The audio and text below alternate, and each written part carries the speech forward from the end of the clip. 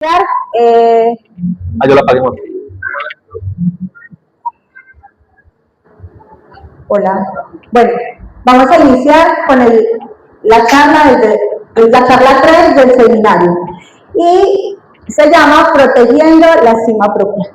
Y se acuerdan del primer tema del seminario, que hablamos del plan de Dios con la familia.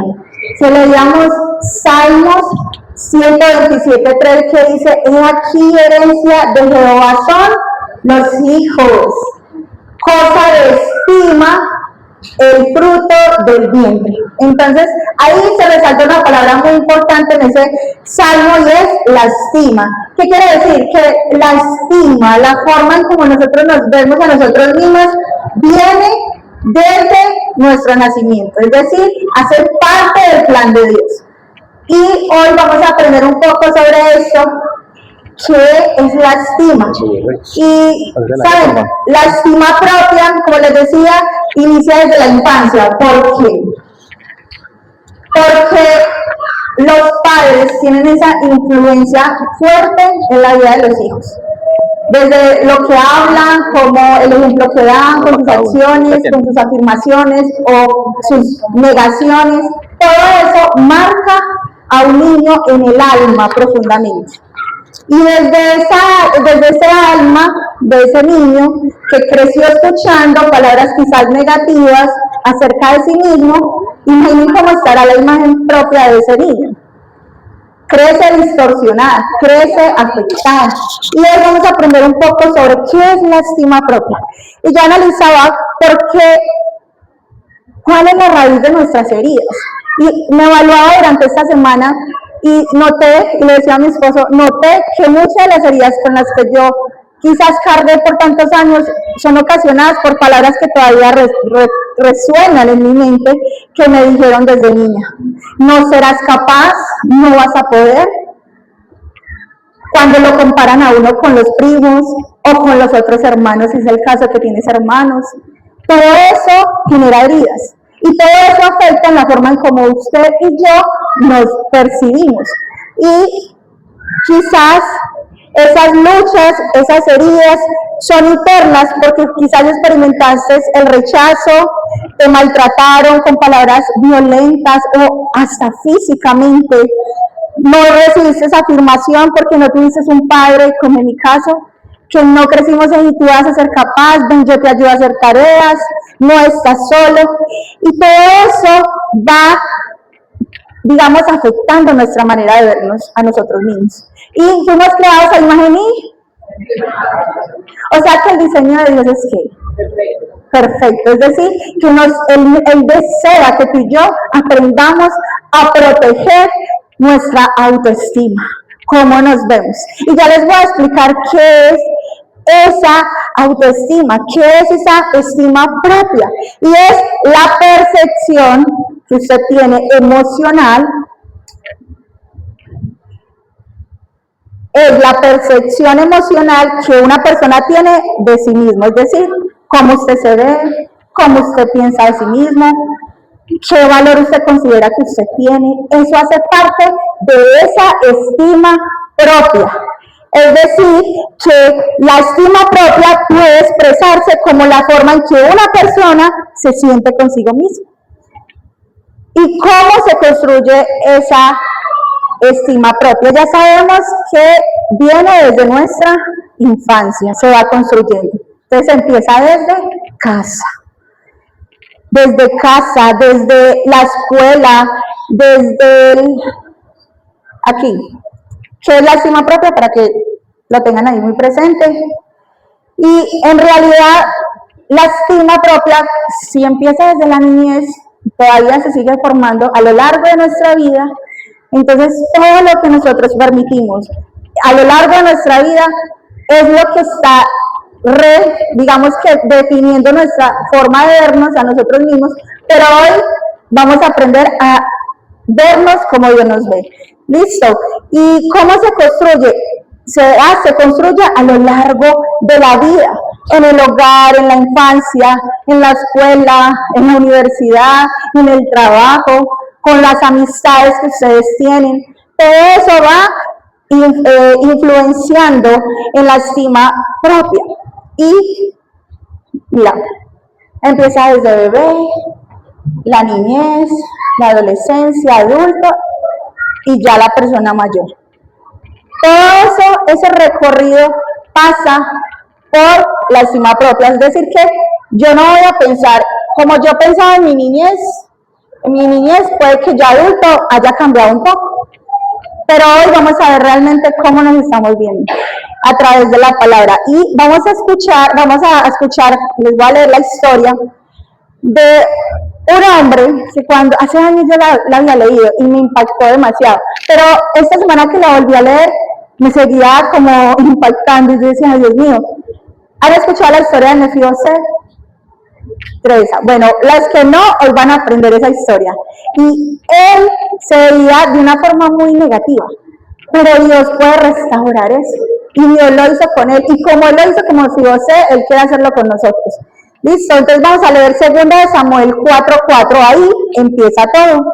Empieza a describir quién es Mefiboset. La voy a leer 2 de Samuel 4:4. Dice: Jonatán, hijo de Saúl, acabamos de ver una historia muy bonita del arrepentimiento sobre David, que él tiene un arrepentimiento genuino, y mira qué momento tan teso lo que él vivió.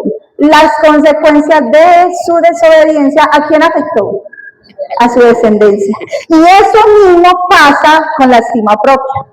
Entonces es muy importante que prestemos atención a lo que hoy Dios nos va a enseñar a través de esta historia de Mefiboset. 2 de Samuel 4:4 habla, Jonatán es el hijo de Saúl, pero era el mejor amigo de David. Y él tiene un hijo, entonces dice, Jonatán, hijo de Saúl, tenía un hijo lisiado de los pies, es decir, que no podía caminar. Tenía 5 años de edad cuando llegó se ve la noticia de la muerte de Saúl y de Jonatán. Y su nodriza lo tomó y huyó. Mientras iba huyendo apresuradamente, se le cayó el niño y quedó cojo. Su nombre era Mefiboset. ¿Mefiboset decidió ser cojo? No, fue un accidente.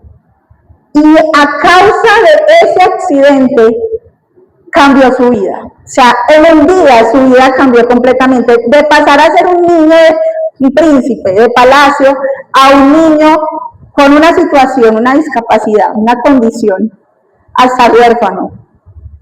Y este hombre pasa por muchas cosas, muchas dificultades. Y no fue su culpa, como dijimos, fue un accidente. Pero muchos aquí no elegimos la historia que tenemos. No elegimos los papás que tenemos, los hermanos que tenemos, si es el caso que tienen hermanos, no elegimos en sí toda la familia que tenemos. Y puede que como Mefiboset nos dejaron caer. ¿Cómo nos dejaron caer? Quizás no quedamos lisiados de pies, pero sí emocional, sí del alma. ¿Por qué? Porque cuando nos dicen es que tú no eres capaz, tú empiezas a crecer creyendo que no eres capaz, sin aún intentarlo. Entonces es muy importante que así como Mefiboset no eligió, digamos, pasar por ese proceso, digamos que lo grave no fue, la condición en la que quedó, pero algo muy especial es que alguien se acordó de él. Alguien fue David. Y David llega y dice, empezó el reinado de David. ¿Por qué huyó la nodriza? Porque él posiblemente podía tomar el lugar del rey de Israel. Entonces decidieron, pues la nodriza sabía, vienen por el bebé, por el niño, y corrió y no se imaginó pues que en esa prisa, yo me imagino la angustia, pues a ese accidente. Y Mefiboset refleja esa persona que tiene una baja autoestima. Y yo quiero que hoy vamos a analizar realmente cómo nos estamos viendo. Y vamos a leer 2 de Samuel 9:8 y dice la historia. 2 de Samuel 9:8. Entonces, yo quiero leer desde el versículo 1, porque ahorita vamos a tomar esos versos. ¿Listo? Vamos a leerlos juntos. Dice, bondad de David hacia Mefiboset. David representa Cristo con nosotros. ¿Nosotros somos quiénes? Mefiboset. Entonces, dijo David, ¿ha quedado alguno de la casa de Saúl a quien haga yo misericordia por amor de Jonatán? Y había un siervo de la casa de Saúl que se llamaba Siba, al cual llamaron para que viniese a David. Y el rey le dijo, ¿eres tú, Siba? Y él respondió, tu siervo. El rey le dijo, no ha quedado nadie de la casa de Saúl a quien haga yo misericordia de Dios. Y Siba respondió al rey, aún ha quedado un hijo de Jonatán, lisiado de los pies. Mire la etiqueta. Están preguntando si hay alguien. No está preguntando en qué condición está, no están pidiendo detalles. Y aún así, mire la forma en cómo era percibido o la etiqueta tan grande que tenía Mefiboset. Sigamos, verso 4. Entonces el rey le preguntó, ¿dónde está? Y Siba respondió al rey, he aquí está en casa de Maquir, hijo de Amiel, en Lodebar. Es decir, que era, como comúnmente decimos, un inquilino, una persona arrimada. Entonces envió el rey David y le dijo, de la casa de Maquir, hijo de Amiel, de Lodebar. Y vino Mefiboset, hijo de Jonatán, hijo de Saúl, a David. Y se postró, mire lo que hace, o sea, David lo manda a llamar, se entera que está en Lodebar. Listo, tráiganlo. Y él llega, inmediatamente Mefiboset, ¿qué hace? Se inclina. Versículo 6. Se inclina su rostro e hizo reverencia y dijo David, Mefiboset, y él respondió, he aquí tu siervo. Verso 7, le dijo David, no tengas temor, porque yo a la verdad haré contigo misericordia por amor de Jonatán tu padre, y te devolveré todas las tierras de Saúl tu padre, y tú comerás siempre en mi mesa.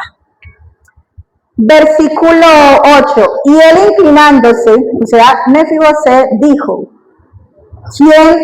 ¿Quién es tu siervo para que mires a un perro muerto como yo?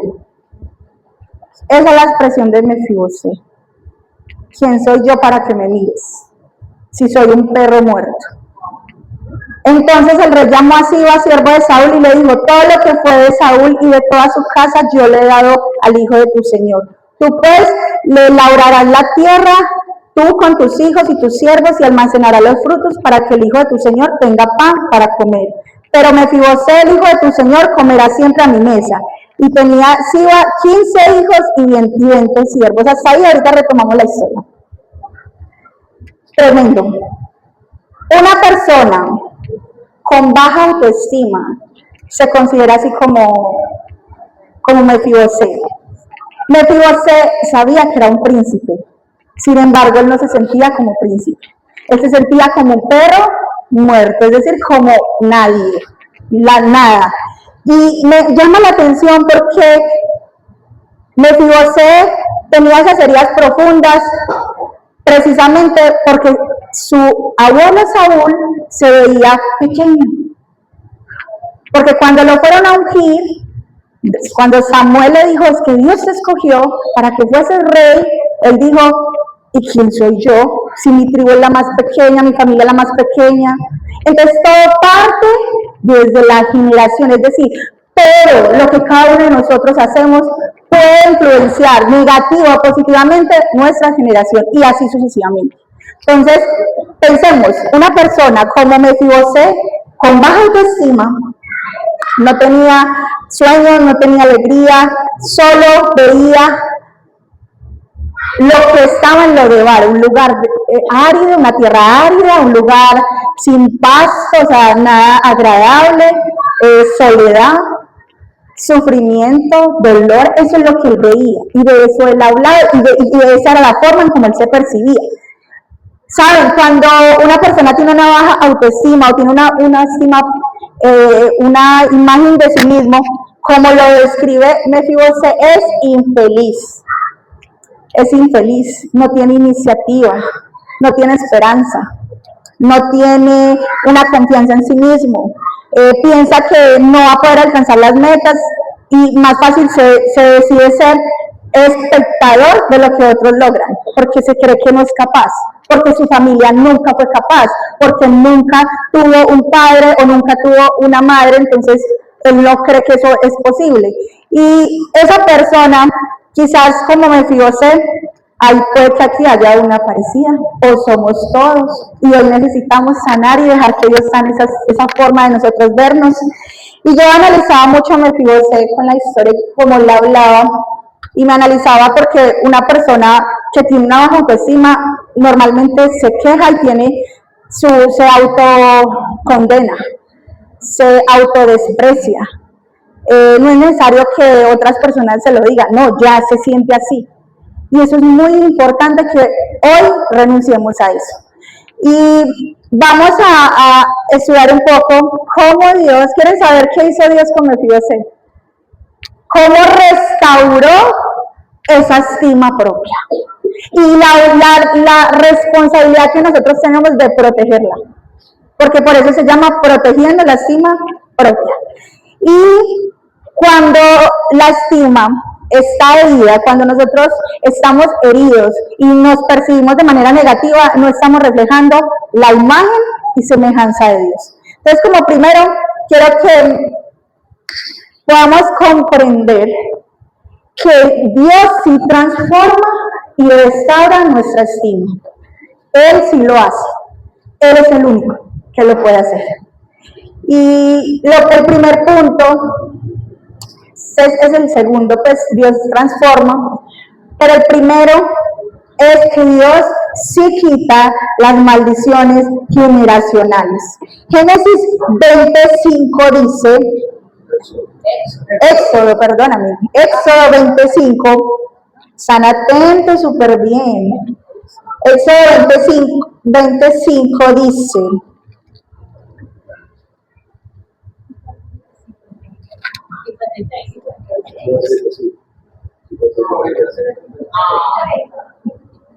¿cómo? Ahí no, es el 5. Listo, espérame en 25, acá lo tengo. Dice,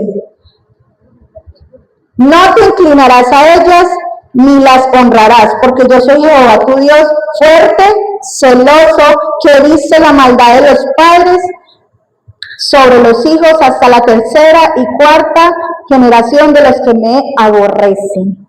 O sea, aquí quiero mostrar cómo Dios está diciendo, yo soy celoso. O sea, las consecuencias, dice, yo te perdono, pero hay consecuencias. Y las consecuencias de los padres llegan de generación hasta la cuarta generación. O sea, imagínense, puede que usted sea de la cuarta generación de su familia y que usted esté cargando aún con maldiciones generacionales.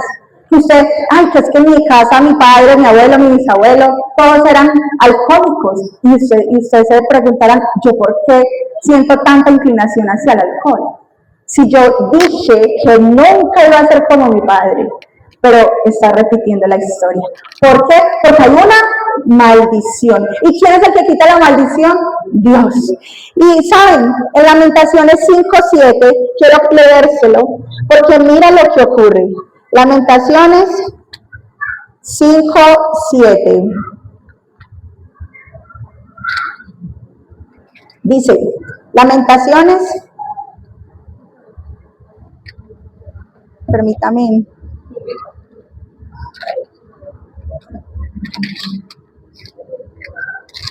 Dice, nuestros padres pecaron y han muerto, y nosotros llevamos su castigo. Mira con lo que cargan los hijos, con lo que cargamos nosotros. ¿Por consecuencias de quién? Por decisiones de los padres.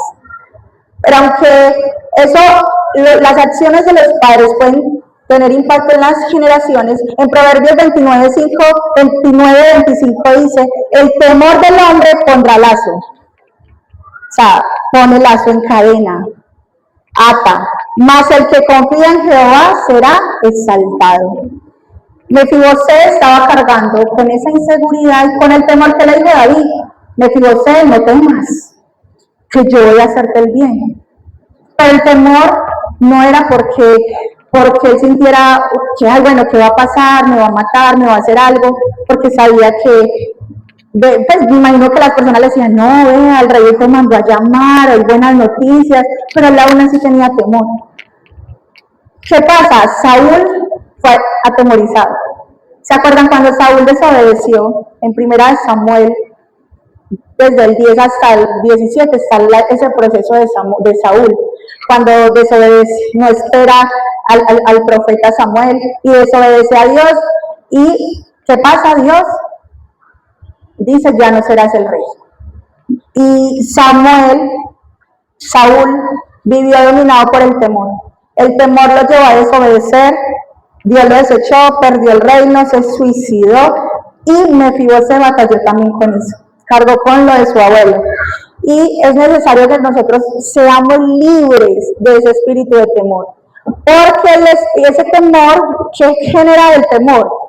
Es un espíritu malo, pues es algo, es como una atadura espiritual, no es una emoción, no es solo una emoción o algo que usted está sintiendo, no, es algo espiritual, es ataque espiritual, es algo que se levanta en contra de nuestra relación con Dios, de nuestra cercanía con Dios, y por eso David fue contratado para tocar el arpa y que esos temores se fueran. Mientras David tocaba, porque después volvía el temor a apoderarse de Saúl. Entonces Mefibosé heredó de su abuelo ese temor. Y Juan 8:36 dice, si el Hijo os libertare, o sea Jesús, os libertare, seréis verdaderamente libres. Es decir, que Cristo rompe con lo que decían Proverbios 29-25, que el temor ata. Cristo echa fuera el amor de Dios, echa fuera todo temor. Y por eso no nos dieron un espíritu de cobardía, de temor ni de timidez, sino de amor, poder y dominio propio. Entonces es muy importante que tengamos presente que Cristo ya rompió con toda maldición generacional y por eso está esto aquí. Porque no podemos perder de vista a Cristo, lo que hizo. O sea, Él cargó con esa maldición de mis padres, de mis bisabuelos, de mis tatarabuelos, de toda mi familia, y en especial de la mía. La culpa, lo que experimentamos ahorita, que era el arrepentimiento. Entonces, lo primero es que Él quita las maldiciones. Segundo, ofrece su gracia. Y me encanta porque en 2 Samuel 9:7, volvamos a la historia, en la parte donde dice, no tengas temor, en el versículo 8, espérenme, la gracia, ¿qué hizo David? Le dijo, yo voy a hacer el bien, yo voy a tener misericordia por amor al pacto que tuve con tu padre Jonatán. Y esa historia refleja que la gracia de Dios es un regalo inmerecido, es algo que tú y yo no hizo nada para ser visto por el rey, no hizo nada para tener un lugar en la mesa del rey. Sin embargo, la misericordia de Dios lo alcanzó, como todos los que estamos aquí. Fuimos alcanzados por la gracia de Dios, por lo que Él hizo en esa cruz. Y David lo llamó porque recordó el pacto que le hizo a Jonatán. ¿Será que nosotros recordamos el pacto que le hicimos a Dios? Porque Jesús hizo un pacto con Dios y por eso fue a la cruz y lo cumplió y nos redimió. Pero nosotros tenemos que valorar el lugar de privilegio que nos dio Jesús. La mesa era un lugar de privilegio para Mefibosé, porque no se iba a sentar como un invitado más, era un invitado especial. ¿Y qué iba a hacer? Cenar todos los días. O sea, se iba a sentar a la mesa todo el tiempo. O sea, que ya había un lugar para él. Y me encanta porque David le decía como, ya vas a cenar conmigo todo el tiempo, pero como hijo. Le dijeron a Mefibosé, cuando le dijeron, bueno, David te invita a cenar todos los días, entonces tienes que vivir ahí, en el lugar donde perteneces, en el palacio, comportarse y verse como un hijo, sentirse como un hijo, ver el valor que tiene, no con el error, la condición, su pasado, sino por lo que realmente ya estaba la gracia cubriendo, ofreciéndole. Entonces, me encanta porque nosotros fuimos restaurados. Y hoy la invitación es estar en la mesa, todos los días. Porque en el versículo 11 dice, y comerá a mi mesa como uno de los hijos del rey. Ahí en la mesa, ¿qué estaba ocurriendo? Un cambio impresionante. Porque ya Mefibosé ya no iba a verse como el perro muerto, ya no iba a comer de migajas, ya iba realmente a verse y sentirse y valorarse como un hijo. O sea que su identidad estaba siendo ¿qué? Restaurada, restituida. Porque fuimos creados desde un inicio para ser hijos y no esclavos. Y lo tercero, Dios restaura, sí, restaura la bendición material. Es decir, porque David le dijo, hey, Mefibosé, te voy a devolver todo lo que le pertenecía en las tierras de tu abuelo Saúl. O sea que pasó de un día a perderlo todo a un mismo día ser restituido como hijo y recuperar lo que le pertenecía, su herencia. ¿Cuántos de aquí se sienten coherederos con Cristo? Amén. Entonces, hay que entender muy bien que Dios es el que restaura nuestra forma de nosotros vernos y percibirnos. Mefibosé en el verso 3-4 dice, de 2 de Samuel 9, verso 3 dice, ahí del 3 al 4 menciona cuando David decía, no hay alguien de la casa de Saúl a quien yo pueda hacer misericordia. Es decir, que él estaba dispuesto a devolver lo que le pertenecía a esa persona. Es decir, a Mefibosé. Y le devolvió tierras. ¿Qué hizo? Yo pensaba, listo, le devolvió todo. ¿Será que Mefibosé se sentía como hijo? ¿Será que Mefibosé se estaba creyendo que no era un perro muerto, sino un hijo, un príncipe, un heredero? Y yo me preguntaba eso, y era porque Dios me estaba diciendo, ¿será que usted sí cree que usted es hija de Dios? ¿Será que tú sí crees que eres hijo de Dios? Y eso es lo que tenemos que hoy evaluar. ¿Será que estamos creyendo en Dios o estamos creyendo en las mentiras del diablo? Porque el diablo es el que acusa, ataca, distorsiona la imagen de Dios. Entonces, cuando Mefibosé, Dios le dice a través de David, te voy a restituir, te voy a dar identidad, te voy a dar honra, tierras, posición. Yo creo que Mefibosé ahí estaba como que su corazón estaba teniendo una nueva forma, como cuando dice la palabra que he aquí todas las viejas cosas pasaron y yo hago todo hecho nuevo, algo así, en mis palabras. Él hace todo nuevo, pero hay que dejar que lo viejo. Es decir, que la forma, y en este momento les voy a pedir que escriban, ahí en el papelito que les dieron del color, ¿cómo se ve usted a sí mismo? ¿Será que se está viendo como el abandonado, la abandonada, la rechazada? Que copie ahí cómo se ve usted. Les voy a dar un minutico para que lo copien y cuando lo tengan listo levantan su mano porque vamos a pasar rápidamente a tirarlo acá. Ya les digo en qué momento, ¿listo?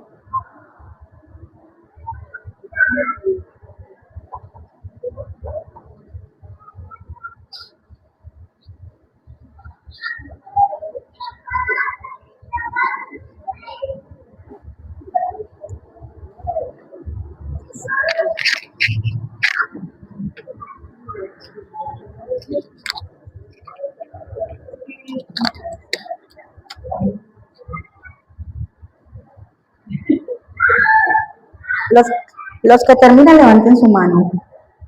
Listo, puede pasar y ponerlo acá. Ya les voy a decir qué vamos a hacer. Ahorita vamos a cerrar con una oración.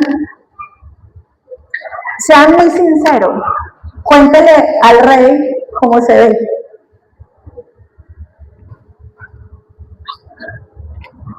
Hola. Y los que terminaron van pasando de a uno para que nos vengamos todos en multitud, sino de a uno. Yo no los voy a leer, tranquilos. Pero la idea es que hoy suelten esa imagen que tienes de sí mismo incorrecta, que no es adecuada a la imagen de Dios. Oye,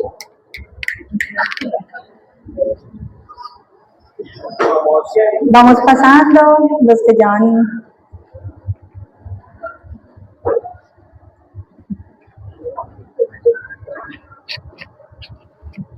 Si necesitan más hojitas, me dicen.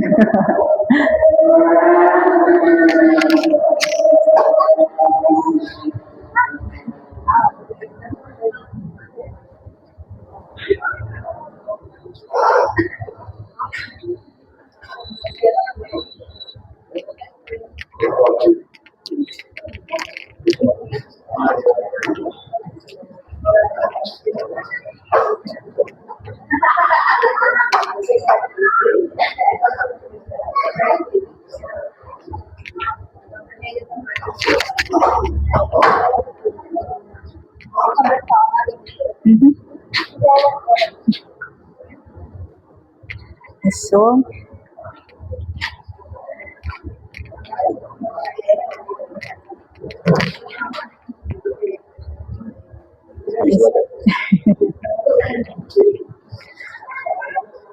¿Quién falta por pasar adelante? Levante su mano. Bueno, faltan dos para que sigamos.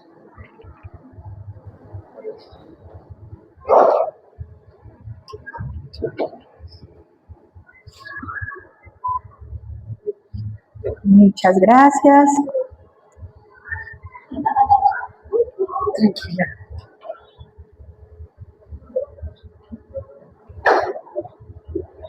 Bueno, la verdad, estoy acá conteniendo mis lágrimas porque es algo por lo cual luché por mucho tiempo, no entendía y quiero que no permitas que las personas de los lados los distraigan. Y que realmente permita que hoy puedan ser libres, restaurados de esa mala imagen acerca de ustedes mismos. Y le doy gracias a Dios por esta oportunidad de poder hablar de esta palabra, porque era de mis luchas, que solo conocía a Dios y mi esposo y algunos discípulos, pero me encanta saber que Dios escudriña la palabra de 2 Timoteo 3:16, que dice: la palabra es útil para enseñar, redarguir, instruir, corregir en justicia. Esto aquí no es para señalar, para decir que mal te ves, y eso que eres hijo de Dios, y eso que vienes a la iglesia, ¿y cuántos años llevas en la iglesia? 20, todo eso. Sí. Así mismo me atacaban mis pensamientos. Y le doy gracias a Dios porque tuve que volver a mirar a la cruz. Y no podemos perder de vista la cruz, porque es la justicia de Dios, no nuestra justicia. Y lo de Bar nos mantiene lejos de la mesa, lejos de la justicia de Dios, lejos de la misericordia, de la gracia de Dios. Quizás lo de Bar no es un lugar para usted, son personas. Quizás lo de Bar para usted es familiares. Y quiero que evalúen cómo está ese lo de Bar emocional, cómo está su alma. Porque esas heridas hoy tienes que dejar que Dios las sane. No debes de cargar más con esas heridas del pasado. Y Cristo, aquí, todo esto que colocamos aquí, Cristo ya cargó todo eso. Cristo fue rechazado. ¿Cuántos fueron rechazados acá? Desde el vientre. ¿Cuántos fueron abandonados? ¿Cuántos porque están hablando? ¿Cuántos fueron ignorados? ¿Qué más me puedo mencionar? Humillados, juzgados, señalada. Todo eso, todo lo experimentó Jesús. Pero él pecó.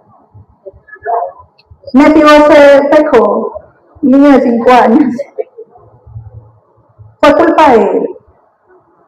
Todo lo que cargó Jesús fue culpa de él. ¿De quién era la culpa? Nuestra. De nuestros padres, de nuestros abuelos, tatarabuelos, generaciones. Hoy se debe cortar con toda maldición generacional. ¿Y quién lo corta? Cristo. Y yo quiero que ahí donde está, vamos a terminar entendiendo que hay una invitación para cada día. Cada día nos hace la invitación y nos está esperando para sentarnos en la mesa. En la mesa yo quería poner un mantel, pero igual imagínense, hay un mantel y estoy sentada en la mesa. ¿Será que todos los que están en la mesa se dan cuenta de la condición de Mefiboset? ¿Será que si preguntan por Mefiboset van a decir, ¡ay, el Esaú! No. Ah, el hijo también de David, el que se sienta todos los días sin falta conmigo, el que disfruta y es leal. Sí, es una invitación que nos hace para todos los días sentarnos en la mesa. Y yo entendía un poco, David invitaba a Mefiboset a tener, ¿qué significa la mesa? Intimidad, relación, comunión. ¿Y cuántas veces nos han hablado de que Dios quiere eso con nosotros? Y David es uno de los que habla y valora y ama la comunión con Dios, porque él se sentaba a la mesa. Y la persona más importante, la situación de Mefiboset, aunque está en la mesa, no cambia, pero algo que sí cambia es cómo se ve. Debe cambiar nuestra manera de vernos a nosotros mismos cuando nos sentamos en la intimidad. Cómo usted restaura su forma de verse, de cómo valorarse, de cómo percibirse en la intimidad, en la mesa, en la presencia de Dios. Y en Salmos 27:4 dice, una cosa he demandado a Jehová. ¿Quién dice eso? David. Una cosa he demandado a Jehová, esta buscaré, que esté yo en la casa de Jehová todos los días de mi vida, para contemplar la hermosura de Jehová y para inquirir en su templo. La verdadera estima propia no se nace por sus esfuerzos, por cómo se maquille, se viste, se cumpla con los estereotipos de la sociedad, qué tanta influencia muestras que tienes. No nace tu estima, no nace de eso. ¿Nace de dónde? De la intimidad, de la relación diaria con Dios. Nace de sentarnos a la mesa y vernos como Dios nos ve, hablar como Dios nos dice que hablemos. Y eso cambia todo. Pero si no nos sentamos a la mesa, si no hablamos con el que nos creó, nos diseñó, posiblemente nuestra estima sea baja. Y posiblemente nos estanquemos y nos quedemos en lo de abajo. Pero hoy los invito a que se pongan de pie. Y vamos a aceptar que en la mesa nuestro pasado no va a definir nuestra identidad, no va a afectar, dice la palabra, nada te va a alejar del amor de Dios. Ni los pecados que ahorita decidiste confesar y apartarte para alcanzar esa misericordia, ese arrepentimiento que ahorita tuvimos, que espero que todos se hayan dispuesto. Se hace real cuando nosotros accedemos. Y David pecó, falló, vimos un video como en su momento de dolor. Pero David también, ¿qué hizo? Levantarse como ustedes están levantando. Y ya no verse como el que le falló a Dios, sino seguir viéndose como debe ser. Un hijo de Dios que redimido, perdonado, sanado, restaurado, para bendecir a otros. ¿Y qué hizo David? Lo que recibió por gracia se lo dio a Mefiboset. Lo que tú y yo vamos a recibir de parte de Dios, extiéndelo, porque los padres, los hijos son el reflejo del carácter de Dios, de los padres en extensión. Es decir, todo lo que un padre le dice a su hijo, eso forma. Todo lo que el Padre Dios, nuestro Padre Celestial, dijo de nosotros, es lo que nos forma. Pero si no escuchamos lo que Él nos dice, no nos vamos a formar como Él desea, imagen y semejanza. Y los quiero invitar a que los quería invitar a la mesa, pero bueno, la mesa es invisible, pero todos estamos en una mesa. Van a acceder, en la mesa es donde se accede a la voz de Dios, a las promesas de Dios, y ahí están accediendo a lo que Dios dice acerca de ti, no lo que el enemigo dijo a través de tus padres. Y hoy quiero que oremos para que Dios perdone a nuestros abuelos, a nuestros tatarabuelos, a nuestros padres, nos perdone a nosotros mismos, por también ser piedra de tropiezo en cómo otros se ven. Sí, a veces nos burlamos, de la forma de la otra persona, de cómo habla, pero no es nuestro deber. Porque nosotros estamos ocasionando que una generación tenga una maldición y una atadura. Entonces hoy quiero que puedan ahí levantar, tener sus ojos para leer eso que Dios les quiere decir, esa promesa, esa afirmación, y que entiendan que nada de lo que ustedes han vivido, todo lo que vivió Mefiboset, nada de eso le impidió acceder a la, digamos, a esa invitación especial, a ese cambio de identidad, a ese cambio de vida. Nada se lo impidió, todo fue por gracia. Y hoy ustedes tienen la oportunidad de acceder a eso. ¿Cuántos lo quieren? Entonces van a cerrar sus ojos y vamos a orar. Y vamos a pedirle al Padre, quiero que nunca quiten de vista la cruz, que allí Él cargó con todo. Y como dice Gálatas 2:20, con Cristo, vamos a decirlo todos, con Cristo estoy juntamente crucificado, ya no vivo yo, sino que Cristo vive en mí. Y si Cristo vive en ti, no te vas a ver como otros dicen que te ves. Vamos a vernos como Cristo es, a través de Cristo, con los ojos de la fe. Y vamos a orar, Señor, y reconocemos que muchas de nuestras heridas comenzaron desde nuestra niñez, con lo que nuestros padres nos dijeron, con las palabras que recibimos desde niños. Hoy pedimos perdón por nuestros abuelos, porque también hirieron a nuestros padres. Y hoy te pido, Señor, que tengas misericordia de nuestros padres, de nuestros abuelos que aún viven. Que expandas esa misericordia a toda nuestra familia. Y que nuestras vidas hoy sean cubiertas con tu gracia. Sabemos que hemos pecado contra ti, hemos hablado cosas incorrectas acerca de nosotros mismos, hemos ignorado la cruz, hemos ignorado que desde el vientre fuimos escogidos, que desde el vientre fuimos amados, que desde el vientre ella había destinado un propósito. Que no fuimos un accidente, que no fuimos un desliz de una noche, que fuimos deseados por ti, Dios. Que aunque nuestra historia diga que no fuimos deseados ni planeados por ti, si lo somos. Enséñanos, Padre, a vernos como tú nos ves, hijos amados. Tu palabra dice, con amor eterno te he amado. Y tu palabra también dice que somos linaje escogido. Padre, yo oro para que hoy la estima de cada uno de los que están aquí sea la tuya. Que ellos se vean a través de tus ojos, a través de tu gracia, a través de tu favor. Que tengan un corazón contrito y humillado, como tú dices, que tú no menosprecias. Al que se arrepiente genuinamente, al que reconoce que necesita de ti cada día. Al que sabe que solo no puede, separado de mí, nada puedes hacerlo, dijo Jesús. Y quizás tú has creído que puedes hacer muchas cosas, o quizás has creído lo contrario, que no lo puedes hacer.